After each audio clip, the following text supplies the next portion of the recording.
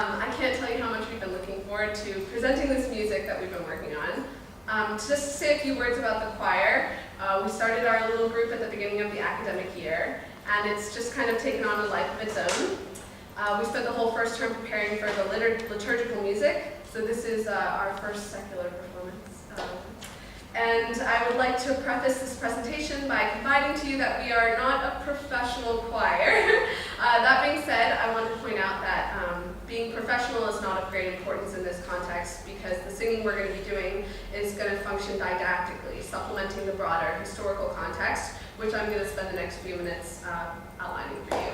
And I know everybody is busy and there's balls and there's theses to write, and so thank you guys so much for taking this time out of your evening. So we really appreciate it.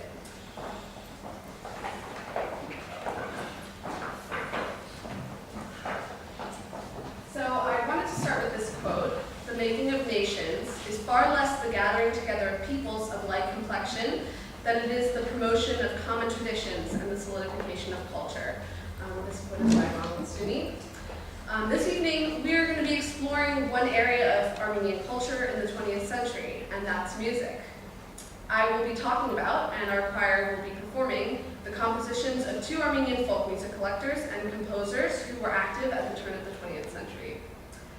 So, the first composer is Komitas, an Armenian priest hailing from Western Armenia, educated in Berlin, who remains to this day an iconic and revered figure in Armenian society, both in the country and in the diaspora.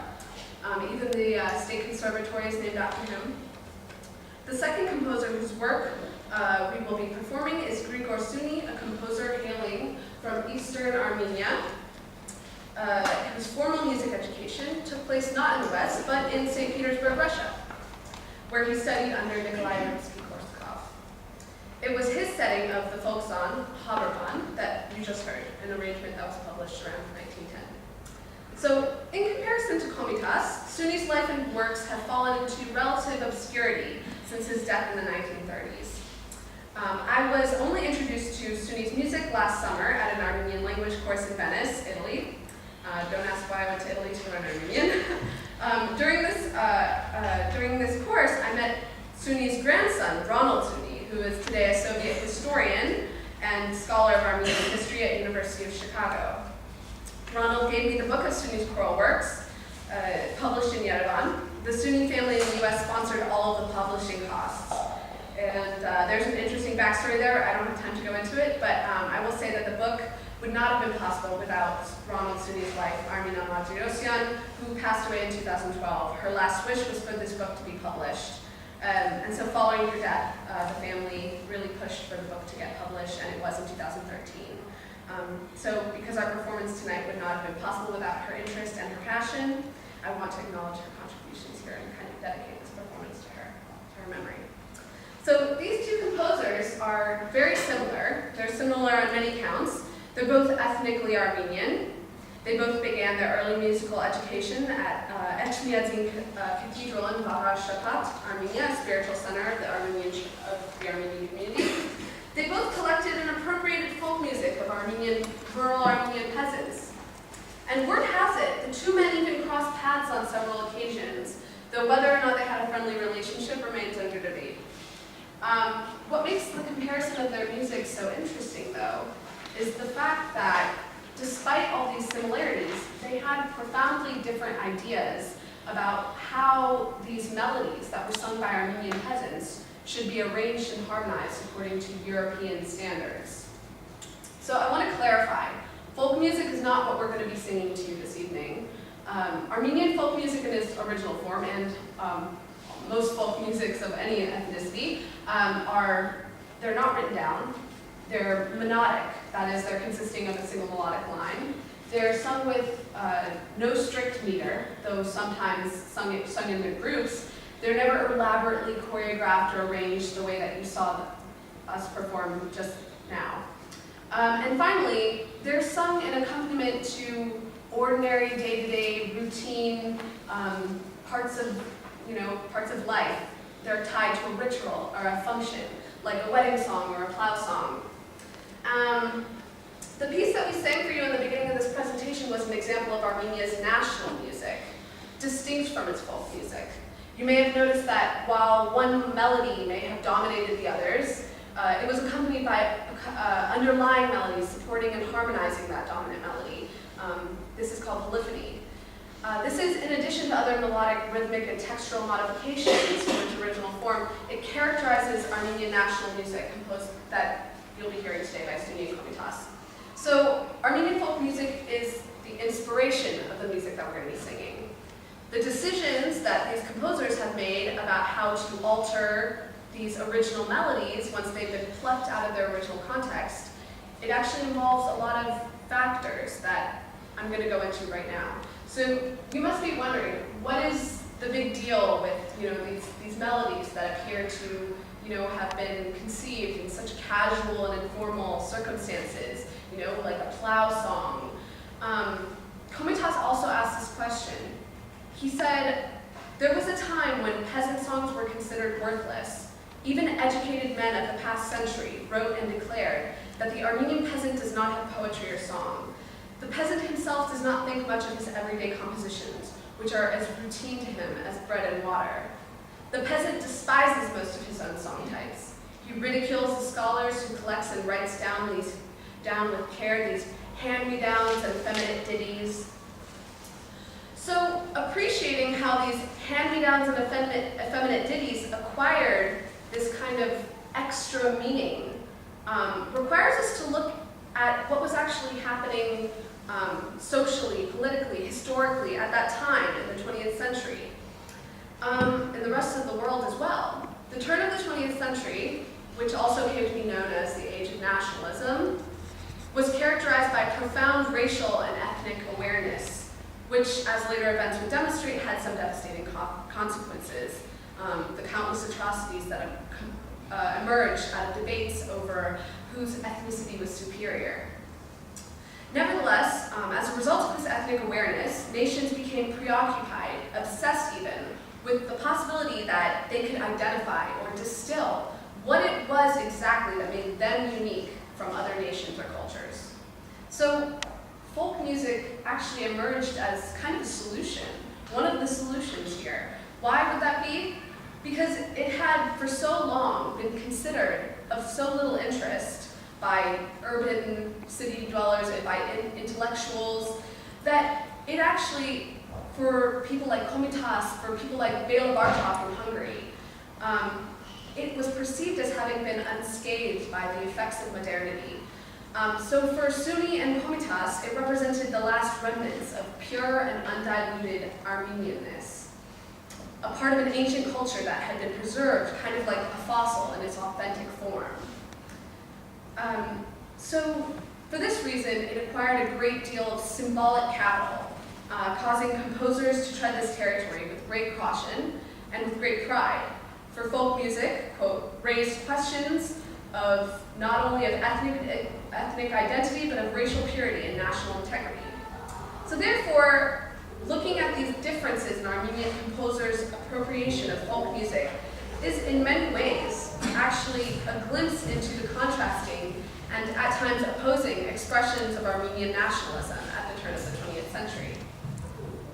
So I'm going to take a brief moment to describe Armenia's political divisions, which may seem irrelevant to our discussion of choral music, but they factor into our conversation over the politics of folk music and national music quite nicely.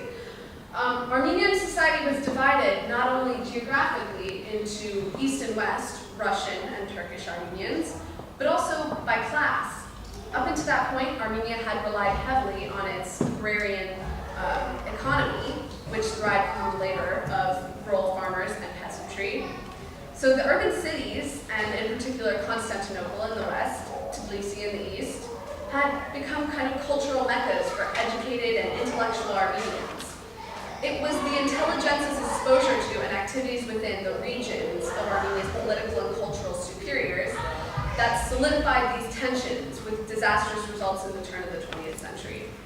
In the east, the Marxist ideology that dominated Russian intellectual circuits was critical in shaping urban Armenians' attitudes about their country's enormous peasant class and the political direction their country should take.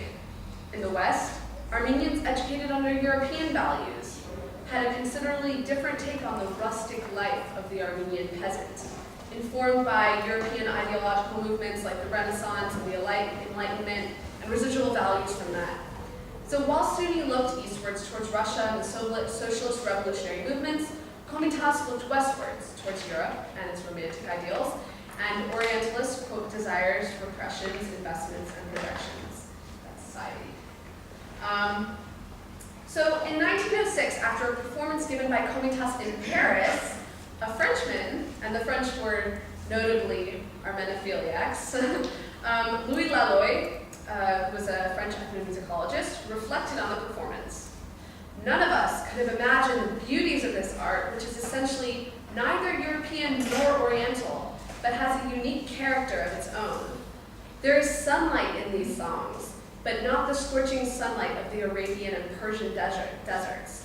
And this priceless treasure of simplicity, which neither the Turks nor the Kurds nor the Russians have been able to discover or to ravish, has been transmitted to us intact in the strains of these beautiful songs. So Komitas was intent on leaving his mark in the Western European intellectual circuits. He was a founding member of the International Music Society. As I mentioned, he went to school in Berlin.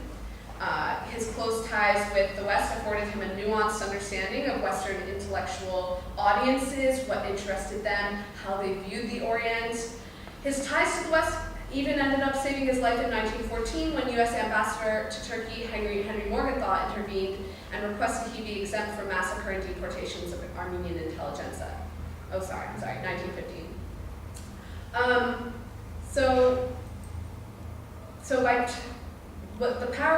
Such was the power that the West wielded.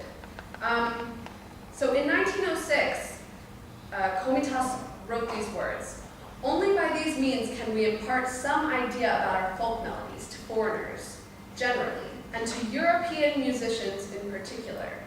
Otherwise, a mistaken and converse opinion will be formed about our moral and intellectual life, our past and our present." So this was Komitas' approach. This is how he went about arranging these folk melodies with this in mind. So he sought to capture this unique character, this unique essence, and he was very much influenced by these concerns for Western approval. As a result, his arrangements are characterized by a strict adherence to what he believed to be the Armenian essence of the melodies. There's a clear emphasis on maintaining a rhythmic irregularity, and I should mention that this is irregular, perhaps to European standards. Incorporating original Armenian modes, although he's adapted them to European tuning systems we tune to the piano. And he retains the asymmetry in the melodies and the phrasing and the melodic subdivisions. The use of ornamentation, he keeps these captures these vocal cries and articulations that he heard as being present in their original form. However, the irony in all of this is that the original forms of the folk melodies we're going to sing for you, notwithstanding Komitas' transcriptions, they haven't been preserved. They don't exist today. It's therefore difficult to predict how much of these original qualities have been preserved in Komitas' arrangements, or to what extent his interpretations highlight certain qualities while excluding others, to maintain some sort of illusion of authenticity or to attract a certain audience. Suni, on the other hand, appears to have a much different interpretation of the Armenian essence within these melodies. Having studied music under the strict confines of the Russian conservatory, his arrangements sacrifice some of these melodic idiosyncrasies that Komitas so highly valued for a stricter treatment of rhythmic phrasing and articulation. Suni's versions contain few, if any, ornamental figures. They're pretty straightforward. They employ a strict, kind of clear phrasing. He has no qualms about changing the melodies themselves to kind of suit this kind of a waltz form or some other form that he's trying to incorporate. So it's interesting to note how Russia's interest in the culture of nations that were on its margins reflected kind of as well as their political ambitions. The West went about it differently, appropriating the music of these countries, but perceiving them as kind of like a faraway location, uninvolved politically, looking towards the East almost to get, a little bit of culture. Meanwhile, Russia sought imperial domination of these countries, for Russia is also in the East. So this, I believe, is an important distinction here. So in 1906, Komitas released his arrangement of the folk song Alagyaz Yev Komitas, which is Alagyaz and the Frankincense Tree. It's named after a mountainous region in Armenia where he transcribed the original melody from local villagers. 2 years later, Suni published his own arrangement for four-part choir. Suni's Alagyaz, in comparison to Komitas's, appears conservative and formulaic.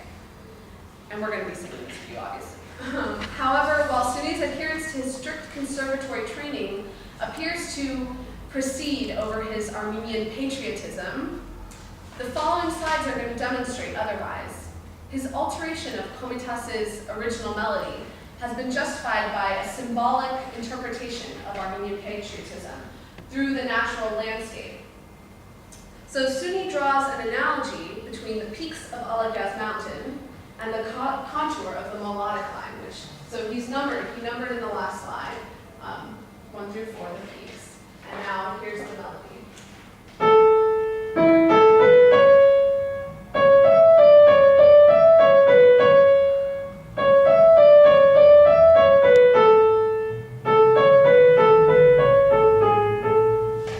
So this is the melody to Alagyaz, to Suni's Alagyaz.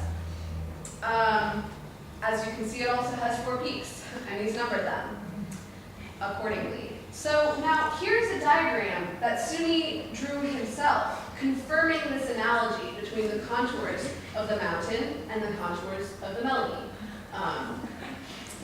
And what's interesting here is that the melody was actually taken from its original setting by Komitas, not by Suni. And this is actually not Komitas's the melody that I played for you is not exactly the way that Komitas wrote it down.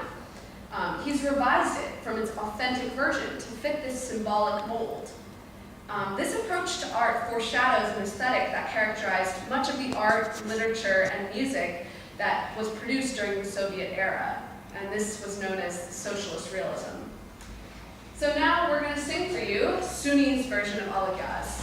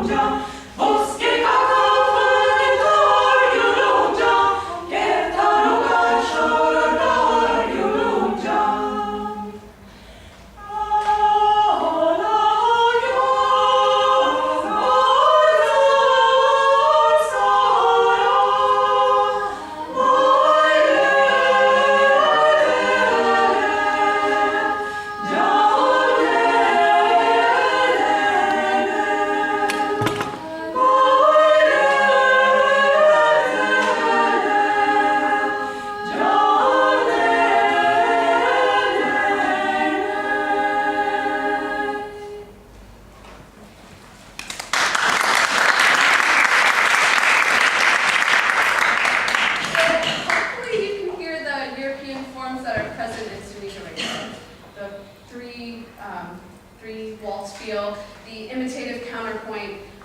Suni's apparent conservatism is actually contrasted by a more liberal and symbolic interpretation of Armenianness, rather than staying true to these kind of this essential, ornamentations or things that Komitas valued. So Komitas' emphasis on authenticity makes his music appear more liberal in that it employs, but does not appear, it employs strict rules to which Komitas himself devised for the sake of preserving an imagined folk tradition. So we're going to sing Komitas' version of Algas, so that hearing them side by side, you will hopefully be able to pick up on some of their differences. And with the remaining time after that, we're going to sing you 2 more versions of folk tunes. So we'll just start with Algas.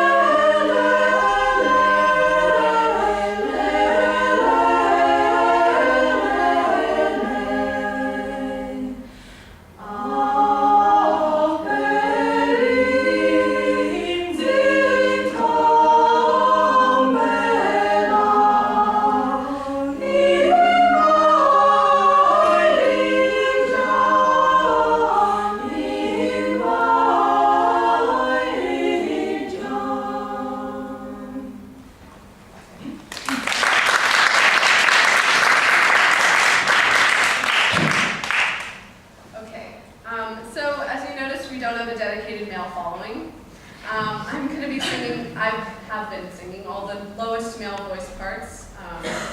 It still sounds nice, but sometimes I have to sing an octave higher, and I'm sure you understand. I hope that this portion of the presentation, with this context, has prepared you to kind of appreciate the remainder of what we're going to sing for you. So now we're going to sing Suni's version, or we're going to sing Komitas' version of one of his most famous collected melodies, Shoverjan. It was collected in 1904. It means Dear Shover. Shover is the name of the girl. And here's our lyrics up here, and the original voice parts are up there. It actually is written for men as well, but we're singing it with a women's a cappella choir here. So. Amen.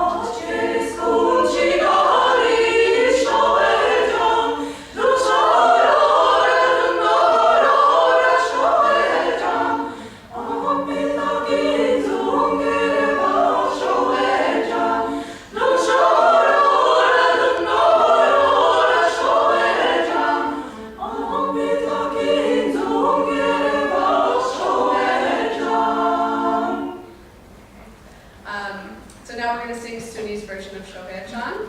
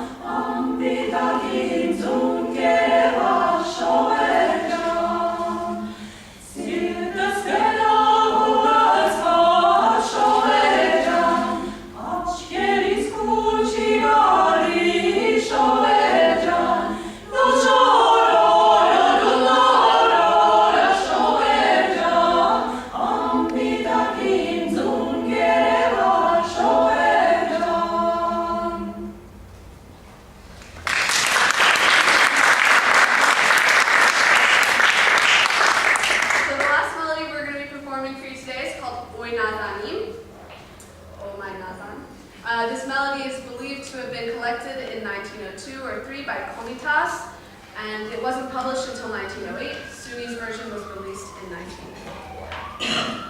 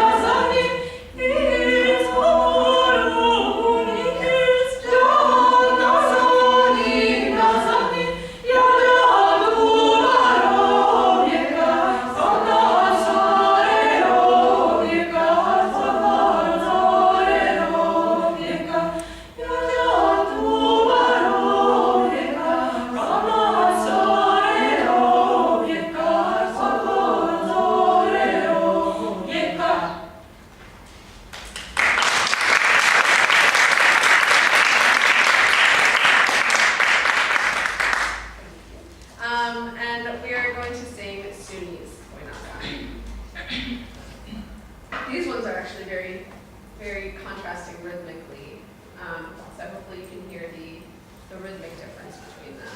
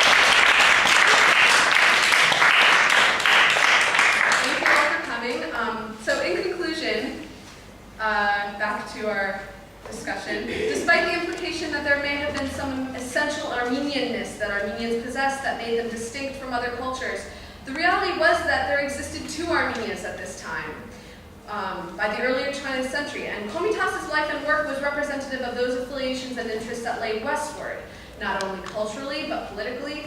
The Eastern Armenia from which Suni hailed interpreted rural Armenian peasants as symbols of the working class, whom the Bolshevik revolutionaries were intent on uniting and liberating. Suni's approach to the music of this working-class peasant embodies these industrial, progressive, symbolic values, while Komitas reflects this Enlightenment-era individualism.